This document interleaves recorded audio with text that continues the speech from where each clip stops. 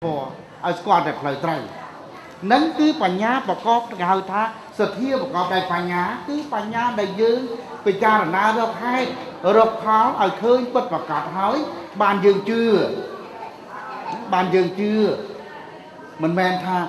នេះជាគ្រូហើយចាំបាច់ត្រូវទៅជឿចុះបើសិនជាគ្រូនឹងគាត់និយាយខុសណាគាត់យល់មិនដល់ដែរកន្លែងចំណុចហ្នឹងតើយើងគិតយ៉ាងម៉េច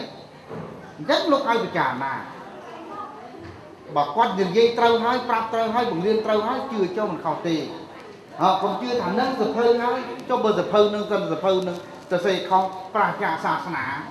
មិននឹងជារឿងស្អីផងហើយស្រាប់ទៅជឿដែរ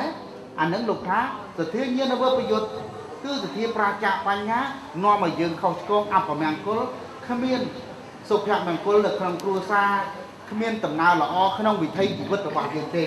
យើងពិចារណាឲ្យច្បាស់ឃើញថានឹងជាធម៌ពិតធម៌មែនជាសច្ចធម៌គេសរសេរក្នុងសភៅនឹងពិតប្រកបត្រឹមត្រូវហើយអានឹងយើងជឿចុះហើយបើយើងជឿយល់មកដល់មុជមិនត្រូវទៅឆ្ងាយសួរលោកអ្នកប្រាជ្ញប៉ុណ្ណាសួរលោកអ្នកចេះដែរ